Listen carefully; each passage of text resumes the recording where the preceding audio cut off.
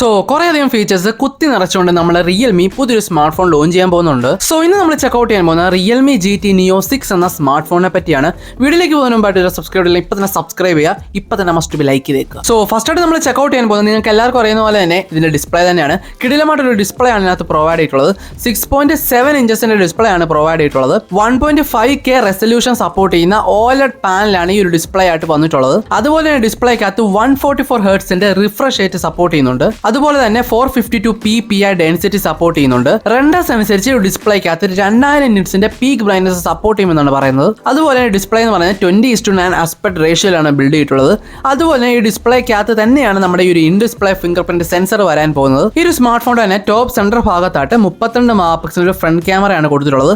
Wide angle lens ആണ് use ചെയ്തിട്ടുള്ളത്. ഈ ഒരു ക്യാമറ യൂസ് ചെയ്ത് സെൽഫി ക്യാമറ യൂസ് ചെയ്ത് 1080p അല്ലെങ്കിൽ HD വീഡിയോസ് 30 അല്ലെങ്കിൽ 60 FPS റെക്കോർഡ് ചെയ്യാൻ പറ്റുന്നതാണ്. സോ നെക്സ്റ്റ് ആയിട്ട് പറയാൻ പോകുന്ന എന്തായാലും നിങ്ങൾക്ക് എല്ലാവർക്കും അറിയാം, മെയിൻ ക്യാമറയെ പറ്റി തന്നെയാണ്. ട്രിപ്പിൾ ക്യാമറ സെറ്റപ്പ് ആണ് ഈ സ്മാർട്ട് ഫോണിനകത്ത് അവർ പ്രൊവൈഡ് ചെയ്യാൻ പോകുന്നത്. അതിനു മുമ്പായിട്ട് ഇതുവരെ സബ്സ്ക്രൈബ് ചെയ്യുക, ഇപ്പൊ തന്നെ മസ്റ്റ് ബി ലൈക്ക് ചെയ്തേക്കുക. ഈ ഒരു സ്മാർട്ട് ഫോണിനകത്ത് മെയിൻ ക്യാമറ ആയിട്ട് ചിലപ്പോൾ 108 മെഗാപിക്സലോ അതല്ലെങ്കിൽ 50 മെഗാപിക്സലോ ഈ രണ്ട് ക്യാമറയിൽ ഏതെങ്കിലും ഒന്നായിരിക്കും വരാൻ പോകുന്നത്. അതുപോലെ ഇതൊരു മെയിൻ സെൻസർ ആയിട്ടാണ് വന്നിട്ടുള്ളത്. അതുപോലെ സോണിയുടെ IMX890 ആണ് സെൻസർ പ്രൊവൈഡ് ചെയ്യാൻ പോകുന്നത്. സെക്കൻഡ് ആയിട്ട് 8 മെഗാപിക്സലിന്റെ അൾട്രാ വൈഡ് ലെൻസ് ആണ് പ്രൊവൈഡ് ചെയ്യാൻ പോകുന്നത്. ലാസ്റ്റ് ആയിട്ട് 2 മെഗാപിക്സലിന്റെ മാക്രോ ലെൻസ് ആണ് കൊടുത്തിട്ടുള്ളത്. അതുപോലെ തന്നെ ഈ ക്യാമറയ്ക്കകത്ത് ഡുവൽ സ്റ്റോൺ LED ഫ്ലാഷ് എന്ന ഫീച്ചറും, അതായത് ഒരു LED ലൈറ്റ് ആണ് അതുപോലെ പ്രൊവൈഡ് ചെയ്യുന്നുണ്ട്. മെയിൻ ക്യാമറ യൂസ് ചെയ്ത് 4K 30 അല്ലെങ്കിൽ 60 FPS HD വീഡിയോസ് നമുക്ക് എല്ലാവർക്കും അറിയുന്ന പോലെ തന്നെ 30, 60 അല്ലെങ്കിൽ 120 FPS റെക്കോർഡ് ചെയ്യാൻ പറ്റുന്നതാണ്. സോ ക്യാമറ സെക്ഷൻ നോക്കുകയാണെങ്കിൽ അത്യാവശ്യം നല്ലൊരു ക്യാമറ സെക്ഷൻ ആണ് കൊടുത്തിട്ടുള്ളത്. സോ നെക്സ്റ്റ് ആയിട്ട് ഒരു സ്മാർട്ട് ഫോണിന്റെ മറ്റ് ഫീച്ചേഴ്സ് ഒക്കെ വരുവാണെങ്കിൽ സ്റ്റീരിയോ സ്പീക്കേഴ്സ് അവൈലബിൾ ആണ്.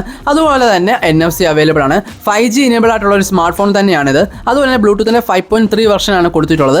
ഈ ഒരു സ്മാർട്ട് ഫോണിനകത്ത് നമുക്ക് memory expansion card slot available അല്ല. സോ നെക്സ്റ്റ് ആണ് ഇതിന്റെ മെയിൻ ആയിട്ടുള്ള ഫീച്ചറിലേക്ക് വരാൻ പോകുന്നത്. ഇതിന്റെ പ്രോസസ്സറാണ് ഇതിന്റെ മെയിൻ ആയിട്ട് നമ്മൾ ചെക്ക് ചെയ്യാൻ പോകുന്നത്. ഈ ഒരു സ്മാർട്ട് ഫോണിനകത്ത് സ്നാപ്ഡ്രാഗന്റെ 8th Gen 2 ചിപ്സെറ്റ് ആണ് കൊടുത്തിട്ടുള്ളത്. അതായത് ആൻഡ്രോയിഡിൽ തന്നെ ഏറ്റവും ടോപ്പായിട്ട് നിൽക്കുന്ന ഒരു ചിപ്സെറ്റ് ആണ് ഈ ഒരു സ്മാർട്ട് ഫോണിനകത്ത് ഇപ്പോൾ അവർ പ്രൊവൈഡ് ചെയ്തിട്ടുള്ളത്. അതുപോലെ തന്നെ 4nm ഫാബ്രിക്കേഷൻ സപ്പോർട്ട് ചെയ്യുന്നുണ്ട്.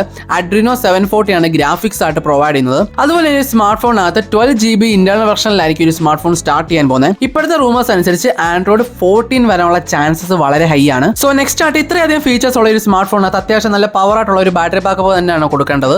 5500 mAh ബാറ്ററി ബാക്കപ്പ് വരാനുള്ള ചാൻസ് ഉണ്ട് എന്നാണ് പറയുന്നത്.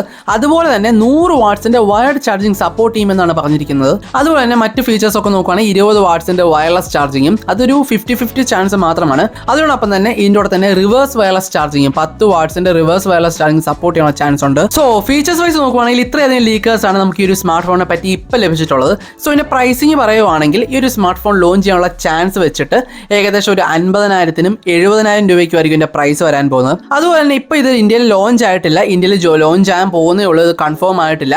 ഇന്ത്യയിൽ അഥവാ ലോഞ്ച് ചെയ്യുവാണെങ്കിൽ തന്നെ ഒക്ടോബർ അല്ലെങ്കിൽ ഡിസംബർ ഈ ഒരു വർഷമായിരിക്കും ഇറങ്ങാൻ പോകുന്നത്. അതൊക്കെയാണ് നമ്മുടെ ഈ ഒരു സ്മാർട്ട് ഫോണിന്റെ കിടിലമായിട്ടുള്ള ഫീച്ചേഴ്സ് എന്ന് പറയുന്നത്. ഈ ഒരു ഫീച്ചേഴ്സ് ഒക്കെ നിങ്ങൾക്ക് ഇഷ്ടപ്പെട്ടെന്ന് വിചാരിക്കുന്നു. ഇന്നത്തെ ഒരു വീഡിയോ നിങ്ങൾക്ക് ഇഷ്ടപ്പെടുന്ന ലൈക്ക് ചെയ്യുക, ഷെയർ ചെയ്യുക, സബ്സ്ക്രൈബ് ചെയ്യുക. സോ ഇതിലും വെച്ച ടെക് വീഡിയോസ് ആയിട്ട് അടുത്ത പ്രാവശ്യം കാണാം.